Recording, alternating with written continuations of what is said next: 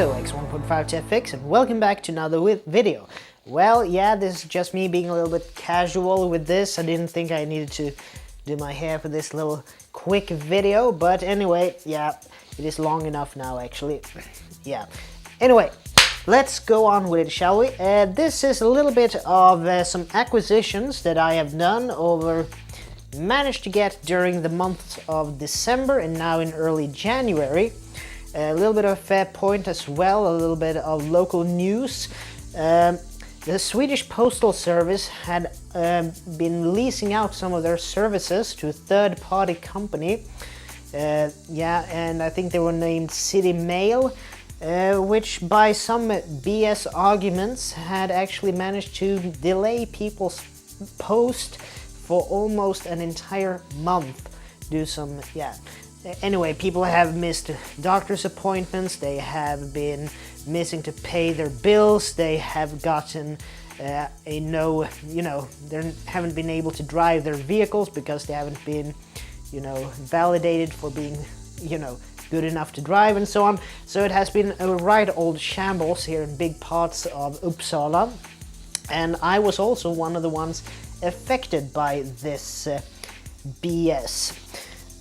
Or rather, but anyway, I have gotten yesterday when I got home from work and I opened my post box, it was overflowing with overdue mail. No bills in my case, fortunately. That would have been a nightmare that unfortunately many people live under now. But that's beside the point. First of all, you can see these two golden Nikon boxes here on the little the step stool here, or the stool here beside me. It's part of a sofa actually, this. But anyway, as you can see, these two, one a little bit older and one a little bit newer. We're gonna start with a little bit older one. I managed to get this. It's a Nikon SB25 speedlight unit. I have one of those, I have one of these, I should say, since before. They are a brilliant unit, and I can really recommend, if you have the chance, if you go into a thrift store or anything and you find one of these old Nikon speedlights, it doesn't really matter what type it is. These are basically indestructible.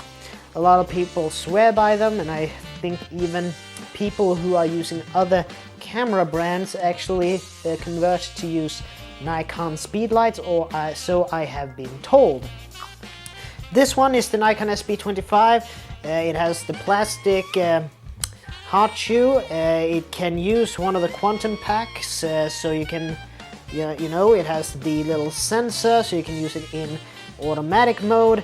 And this one has some really neat features as well. It came with this little diffuser, but it also comes with its built-in diffuser and bounce card. So it has flash zoom features, and this one has normal and rear curtain shutter sync, and the operating modes in it is actually that you have automatic, manual, strobe work, and TTL.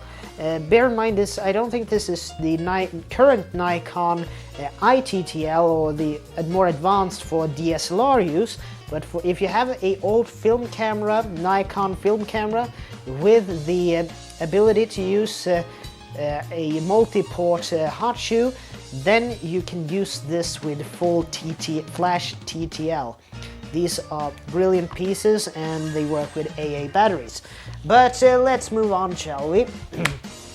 Yeah, the next one, this is actually another recommendation from Ken Wheeler, the angry photographer. He has raved about this lens a number of times, and I actually managed to get it now for a very, very good deal price, actually. And it's this beauty. It's the Nikkor 70-300, and let's see now. Yeah, f4.5 to 5.6 G lens with vibration control or vibration reduction. It came in this with the tulip style, shroud on it, and it has a Kenko 67mm UV filter on it as well. Yeah, basically a free filter with it. This is a telescoping or extending lens, but anyway, it has very snappy autofocus, and you have the controls over here. Normal, active, VR on and off, and auto, MA or just M. So apparently from this, it is both manual and autofocus at the same time, or only manual focus, depending a little bit also how you set up your camera. And for me, I actually used the Nikon D7200 with the back button focus. But anyway, I will be keen on using this as maybe a birding lens or something among those lines in the near future. And it's very good for this when I use it on a D7200 because it gives you a little bit of a crop factor, which basically turns this into, what is it now, a 70 plus 65, so 70, 80, 90, 100, 135, something like that, to a 450mm lens. So yeah, brilliant piece of kit, and I'm stoked about using it in the future. But now to a little bit of the main attraction that I got from sub $100, much less like that. I paid like $70 for this, and this I would basically call this the hipster camera of 2017 and 18. I mean, no matter who was talking about film photography, this was the camera that everybody was ranting and raving about, and I'm probably gonna do a little bit of a video about this in the near future as well, going over its features. And it's nothing more than the Nikon FE, and this one is the FE1, the first generation of the FE. And yeah, I got it for a song basically. I mean, this one is the camera that many people want to get for some bizarre reason. And when I looked at this, I basically said, this looks very familiar to me because it feels and operates very much like my Nicormat EL. The biggest difference is that the EL is able to take non-auto-indexing lenses. You need to index every lens you put on that camera. This one has the auto-indexing tab, but it's a brilliant little piece of kit. It has a max shutter speed, I should say, of 1/2000th of a second, a max flash sync of 1/125th of a second, a manual shutter speed of M90, which means that there's no batteries in this. You can use M90 or manual 90 all day long, 1/90th of a second. It also have auto mode, which is aperture priority on this camera. A lot of other cameras go for shutter priority that are manual like this one, but this one is my favorite, at least, aperture priority. Plus and minus 2 f-stops of exposure compensation, and it goes from, what is it now? It goes from, let's see if I can, it goes from ISO 12 all the way to ISO 3200. So it's quite interesting in how that would go. So yeah, that's a very neat little camera. I got this one with one of these plunger. I think this looks like an old toilet plunger actually. This eyepiece that is put on the back. I think I can use this on some other cameras, but yeah, Nikon, made in Japan. Brilliant piece of kit. And yeah, as stated, I think I'm gonna do a review of this in the future, a la Regular Car Guys, if you are familiar with that channel. If you aren't, link in the description. But anyway, yeah, this is a little bit of the haul, or not really haul, but some of my latest acquisitions when it comes to photography.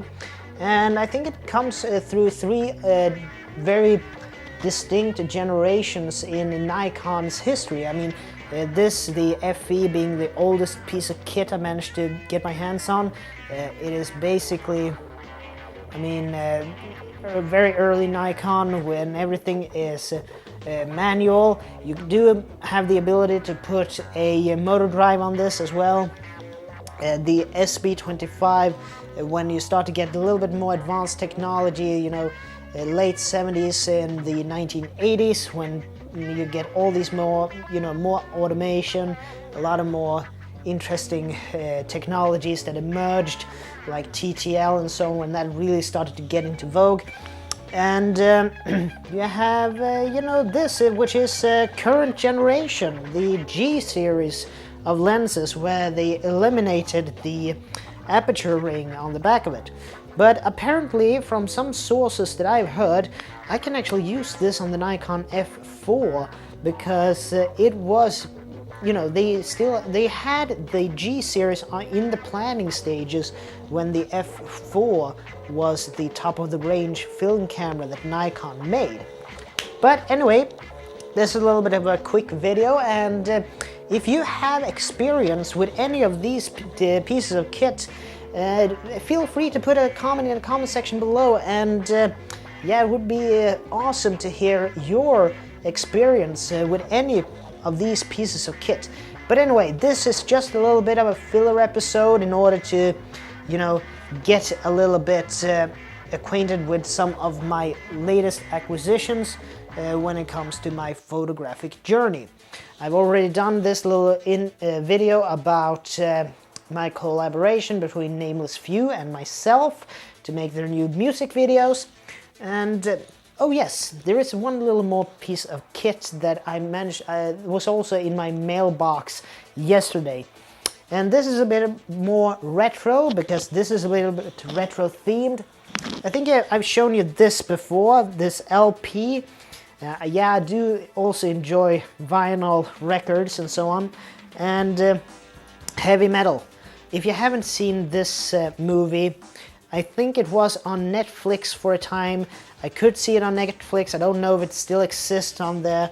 I haven't been able to find it on their service site, or whatever you want to call it, their streaming site. But if you ever have the chance to see this movie, I would really recommend you to do it.